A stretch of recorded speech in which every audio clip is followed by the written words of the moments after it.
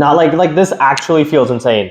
Just 3 years ago, I was like crying 2, 3 times a week. I had no friends. I had no idea what I was doing with my life. I got kicked out of college, and like everything was just terrible. It was just miserable. It was terrible. I had no idea what I was doing with my life. And today, I'm living in what at that time was a complete dream.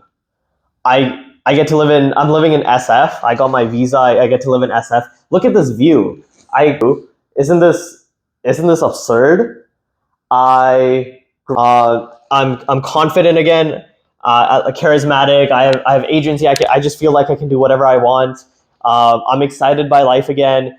I am surrounded by like some of the most brilliant people in the world, and so that transformation just feels absurd. I went from what 3 years ago was 37 months ago was just delusional thinking, and I made that into reality.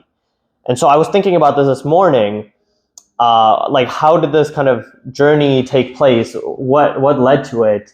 And very interestingly, it came down to like four.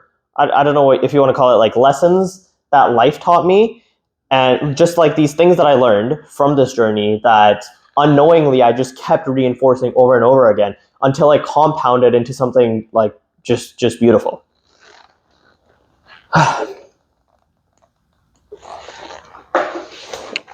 I want to go. I want to go back to the situation that I was in originally. I'm telling you, life was just terrible. I started college. It was freshman year. I was going to U of T Toronto, and the pandemic just really cooked me. It was online, so I didn't really get that first year experience. I was talking to no one, so I was just alone at home all day. It was terrible. I lost my work ethic. I had lost my goals, and so I was just like failing all my classes. I had no one to talk to, and second semester I was like crying 3, 4 times a week, and I ended up getting kicked out of college because my marks were just too low. I had all these mental health issues that I didn't had no awareness over, so I didn't even know like they were happening. And I transferred to kind of the only college that was still accepting people, which is USask. I went to this place that like no one had heard of. I didn't know about it, and I remember I had felt like I just felt so much shame. I felt like a failure. I had no friends. I just really didn't know what I was doing with my life, and so I hadn't experienced that before. It was just complete rock bottom for me. Fortunately, the pandemic ended, and so sophomore year, I was able to go back in person for the first time. I was started speaking to people, making friends, and I came to the situation where like I was kind of able to get over a lot of these issues. I started getting into therapy because my college offered it for free, so I started understanding emotions and trauma and depression and all these other things, and I realized, okay, I'm finally over the rock bottom era. Uh, but I was like missing something very foundational, which was like kind of a sense of purpose. What I was really enjoying before the pandemic was I had these goals that I was working towards, and working towards something really big kept me grounded, kept me excited and motivated, kept me looking forward to something. That's what made me enjoy life. And I just didn't really have that anymore. And beyond that, I didn't believe in myself. And so I took a step back and I kind of analyzed like, what am I currently doing, and what's a goal? Doesn't have to be the ideal goal or the what I should be doing in my life, but what's a goal that I can establish that'll help me get back into life again. And I was studying computer science. I looked online, and I mean, I couldn't. There was because I went to a bad school. There was no like references. No one was really accomplishing anything, so I couldn't look anyone around me and say, "Hey, this is what I want to aspire to be." And so, I mean, I just kind of looked online. I'm like, if you're in computer science, what's the best thing you can do before you finish your degree? And for CS, it was really two things: make it to the Bay Area, which is not the easiest because I mean, I'm not in America. I wasn't in America. I was in Canada. And then two, make it to FANG, big tech, right? Google, Meta, these kind of big companies. That was seen, and whether it was correct or not, the big end goal that everyone kind of strives to when they're studying CS. And so I said, hey, this feels basically impossible. But right, like I didn't know a single person that worked in these companies. I had been to the Bay Area like twice when I was a kid. I didn't know a single person. I didn't know what leak code was. I didn't know how to study. I barely knew computer science myself. It was just something I was working on. Yeah, it genuinely felt impossible, but I set that as a goal, and it created this kind of beautiful effect where even though it felt impossible, I had two sides of the spectrum. I had where I currently was and where I needed to be, and that created some level of closure where I no longer needed to keep dreaming about where I'm going or kind of figure things out on the spot. Instead, I just needed to create like the staircase in between the starting and the end point. And so I didn't know what those staircases would look like, but I had an end goal in mind so I could just get started and get doing things. And so after that, I just started doing research. I wrote a bunch of documents. I watched like every YouTube video I could find. I read a bunch of like long articles and books on how to kind of get to these situations. And the first 2 years, very slow. They went by trying to get internships. I couldn't get an internship, and so I like interned at a local business in my hometown, unpaid. I didn't get any money, and like it was not flashy, but it was like something that I could do. Second one was for my school's program. I had applied at this point to like, I don't know, 200, 300 companies, heard zero interviews. And so I went to my school's program because I knew I'd do good there. Ended up getting a couple offers, joined the best company there. Not really that great, but it was all I could do. And it was in my hometown. And in that moment, I was kind of back at the situation where I was just hating life again. There was no one to talk to. There was no energy. I felt like I was the only person that had these larger goals. And work was fine. Like my team was good. The product I was working on was good. But it wasn't anything that was really captivating. I wasn't in an environment that motivated me. And so I, for the first time in a long time, had done something that I know now as leaning into my intuition. I kind of asked myself, like, what's the best move I can make right now? This is a long ass internship. It's 12 months. I don't really want to do it, but I don't really have a choice. What's the best I can get out of this? And I realized that the company has an office in Toronto, which, it's no New York or SF, but it's the third biggest tech market in North America. It's Canada's big city. What if I moved there, right? I don't actually know if I like it or not. And I told people this, and they acted like I was crazy. Not a single person from the company had done this. Why would you leave a cushy, like cheap town where you study to go in the big city alone, where you don't know a single person? Rent is like 4x. Why would you do that, right? But I'm like, there's this like little voice in my head that's telling me that's the right move to do. Let me try it out, right? And so after like 3-4 months of that internship, I moved to Toronto, that office there. I'm like, let me go there. And I remember this clearly. I landed at the airport.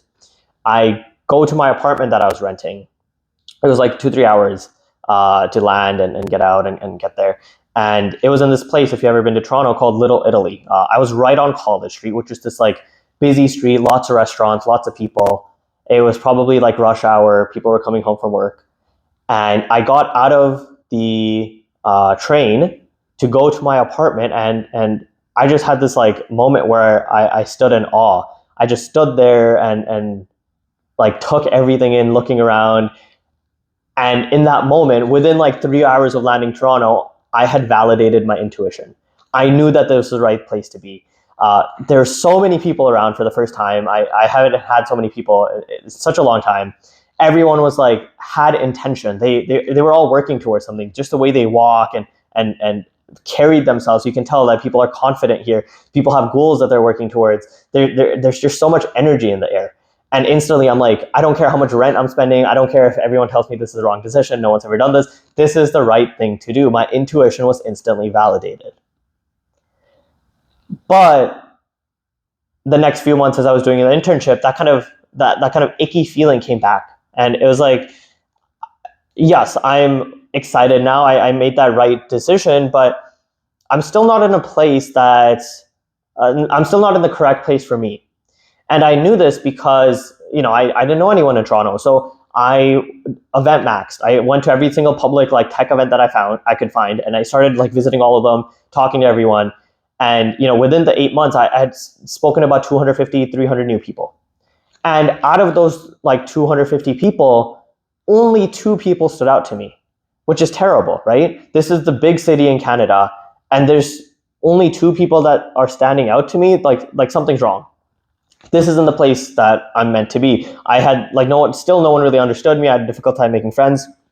And so, I thought, I'm like, okay, what's the last time I did something that worked out really well? Well, I came to Toronto off intuition, and that was validated instantly. Let me try that again, right? And so I asked myself the intuition, what's going on? Obviously, like, this is wrong. Where do I need to be? And my intuition's like, hey, I think you need to be in the Bay.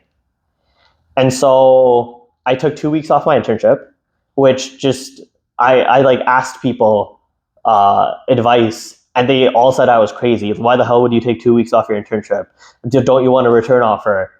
Screw them, right? I did that. I cold DM'd 1,000 people on LinkedIn. I bought LinkedIn Premium, spent a few $100s.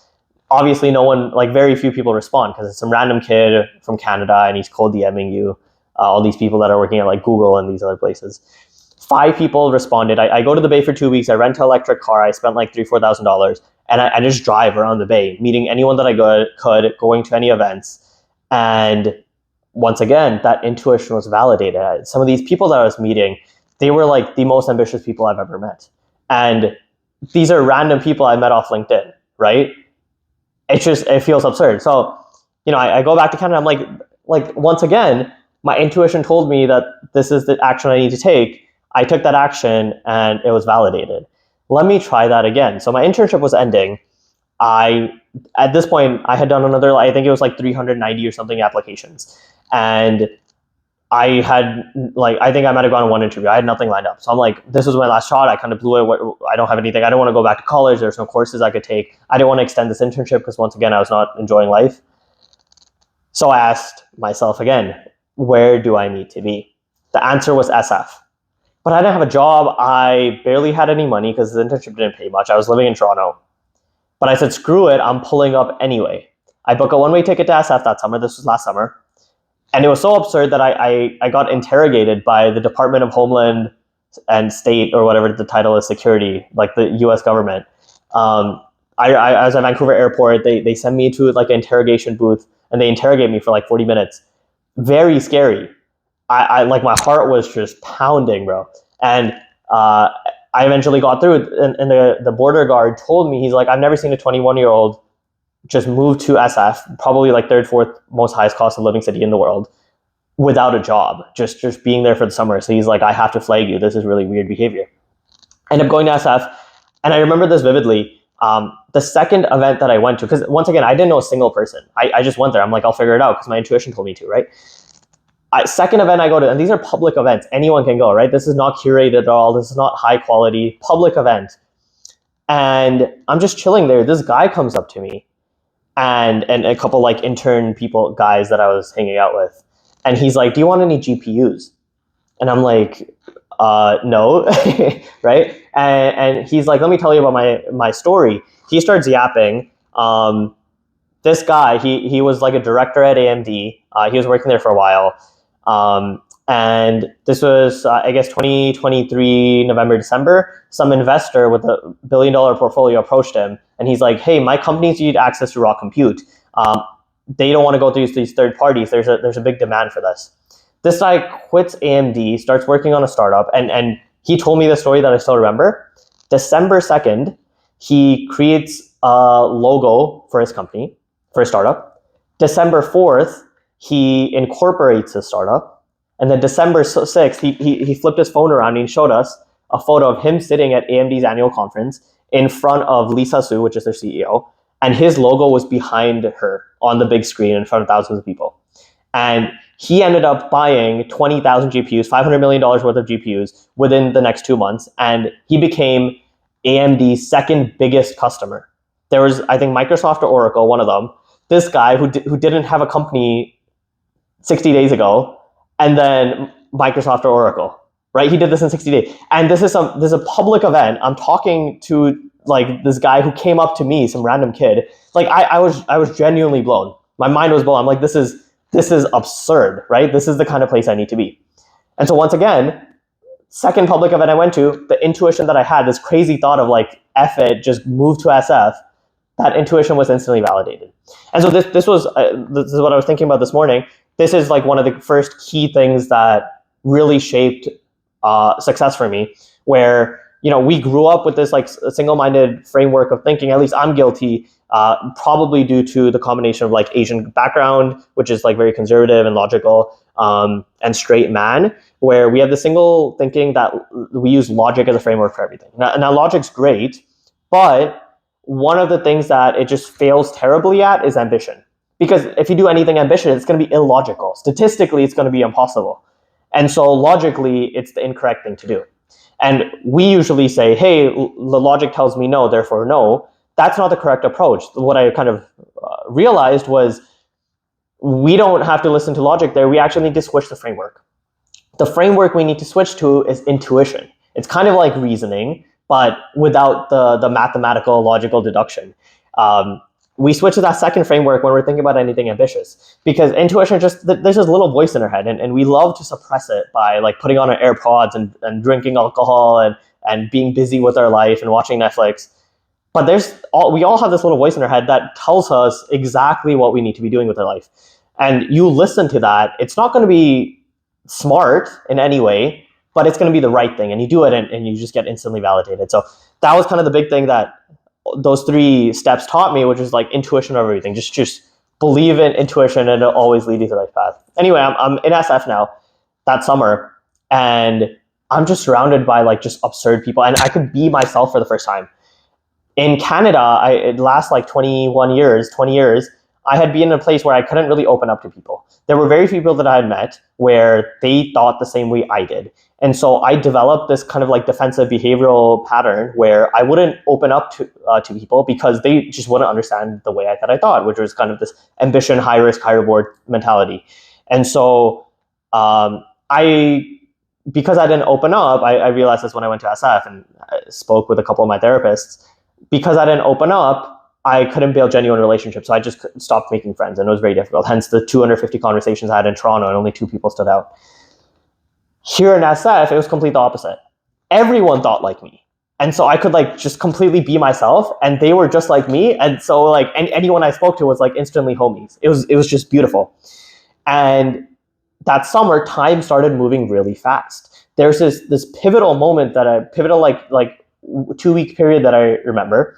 I had gotten into YC, Y Combinator's annual startup school. I applied like just a few weeks before I got the email.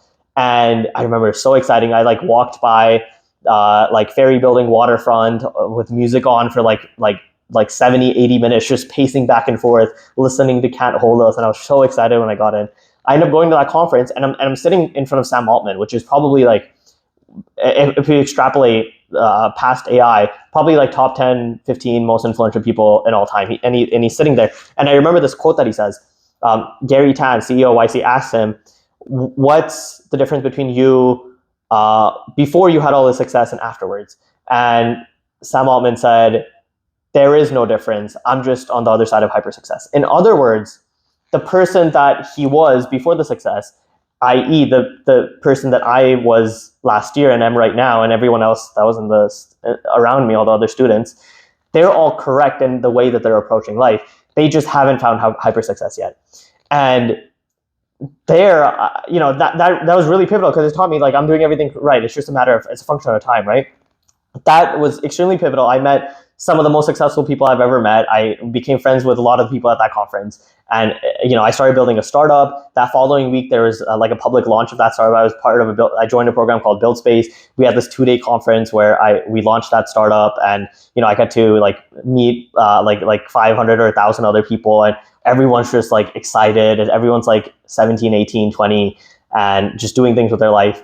And that like, I don't know, 8-9 day period felt like maybe 3-4 weeks in Canada. It was so fast, and life was just so exciting. Everyone around me was smarter and faster than me, and more motivated. It was so cool, because when that's the case, when you're like the worst person in a circle, that delta is what we call growth. That's how you grow. If you're at the top of whatever place, you're not going to grow at all. And so I had to leave SF to go back to college, and I'm like, I just can't leave this environment. This environment is phenomenal. And so I started like skipping classes and exams, and every like 3-4 weeks I started going to hackathons. I went to Harvard and MIT and CMU and UCLA and Berkeley, and I started flying to these hackathons just so I can be in that environment again. And I would meet all these cool people. I got featured in the news about this because it was like very funny to like dropping out of school to do hackathons, whatever. And this made me realize like the second most important thing, a kind of understanding, this transformative understanding, which is environment over everything, right? You're not, if you're in a situation where you're like the lone wolf that's going to solve everything, that's just not going to happen, right? There's only so much that like your light on your candle will shine in a windy environment. It's going to blow the light out, right? You're not going to last forever. You're not going to fight against the entirety of society. That's very difficult to do. Instead, you need to be in a place where everyone else's lights are shining too, and you're kind of collective. I don't know if that metaphor went through, but you need to be in a place where everyone else is like you. You're not this singular person. And so environment changes everything. And that's what happened to me during that time in SF. And so, you know, that was like the second pivotal understanding that I had. And now I was kind of wrapping up school, and I realized like I still wasn't in the Bay Area, right? We had this original vision of like, I need to crack big tech. I need to be in the Bay. Sure, I was here, but it was all on tourist visa. I didn't have an actual job. I didn't have a full-time way to get in here. And so once again, I started focusing on applications, and it just didn't really work. I never heard back. That was the entire story of my 4 years. Applying just didn't work. Maybe it's a computer science thing. Maybe it's like applies to every industry. I don't know. And so I said, F it, right? Like I'm at this point where I have a lot of self-respect and confidence and agency. I'm not going to sit around like applying to companies just so they can filter me against like 40,000 other applicants and just say no, right? Like I'm not going to play these silly little games. I have more self-respect than that. And so I said, I'm going to stop. I have enough confidence myself that these goals at this point will work out. I'm just not going to play their silly games. It's going to work out someday. We'll figure it out. And this was a situation where I had started posting content. It was LinkedIn, and it wasn't really much. It was like one post a month.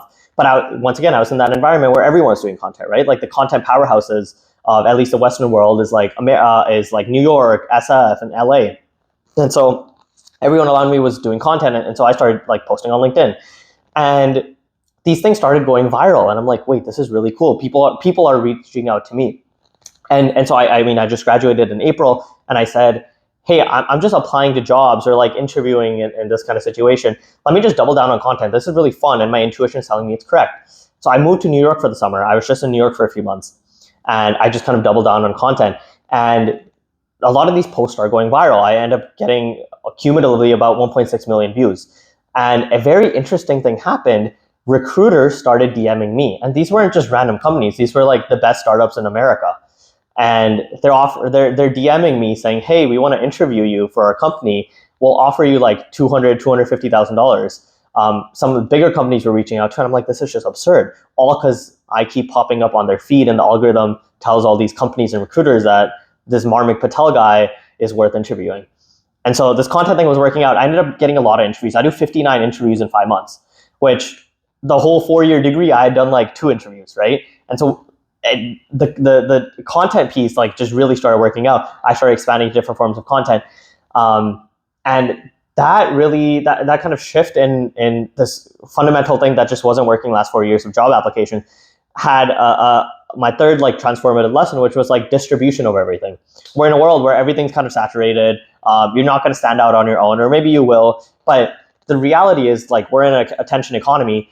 If you want to do things from kind of like a self-respected manner with confidence and agency, you have to tell the world why you're special, show them, and then they'll come chasing you as opposed to doing the opposite. And so this was going fantastic, but I still didn't really have a job, right? I was failing all these interviews because I hadn't prepped them, and I started practicing them again. I get my first offer, which was this YC company. They fly me out to SF. I was in New York at the time. They fly me out. They're offering me $160K. I hang out with the team. Very cool, but ultimately, like that would give me potentially access to SF. I would still need a visa, but it wasn't like big tech. And so it didn't really work out. It didn't accept the offer. Um, and, kind of around that time and before, I had, through this content piece, one, and then two, kind of like the networking piece of being in the right environment, both of those we spoke about, I got in touch with Meta. And I ended up doing a bunch of interviews. It was the most prep I'd ever done in my life. I did a bunch of the interviews, never heard back. And the same week this YC company flew me out, I remember this. I was in New York, and there's this like rooftop picnic or dinner that I was having. Really cool dinner with some of the most like insane people I've met in my life. And the dinner was ended. I was off such a high of meeting these people. I'm coming down. I'm with my friend Nikhil, friend Dexter, and his friend, and I'm at the lobby. We're opening the door. We're about to go to a restaurant because we want to go eat out. And my phone buzzes. I open it up, and it's from I see Meta in the headline, and and I'm like, oh my gosh, wait, I haven't heard from them in a while. I thought it was over. Why is there an email? I pull up my laptop. The other guys are still waiting there because we're going to a restaurant. I'm like, let me check this. I pull out my laptop. I open it, and I read the title. I read it again. I read it again. I read it again. I get excited. I like scream to Nikhil and the other guys. It was an offer. I had done it. Like I had Meta, which is just absurd offer to get. I had my avenue to the Bay Area. I had a insane offer at big tech. These were things that I just thought were like just impossible 3 years ago. It was like just a dream that I had no idea how to get to. But in that moment, in that kind of hallway, I realized like those steps from starting point to end goal had unknowingly kind of been completed. And that taught me like the last key transformative lesson, which was anything is possible. I went from an unpaid internship to 200K USD. I went from like a no-name town to like hopping between New York and SF. I went from like zero confidence to like high agency and confidence and humor and charisma. Having no friends to like having healthy relationships and surrounded by some of the most insane people in the world. I'm feeling from crying 3 times a week to like being excited about life and motivated. And so that last lesson was maybe the most pivotal one. Anything is possible. What I once thought was delusion became a reality. And so I realized that the impossible and inevitable, the line between impossible and inevitable is simply time.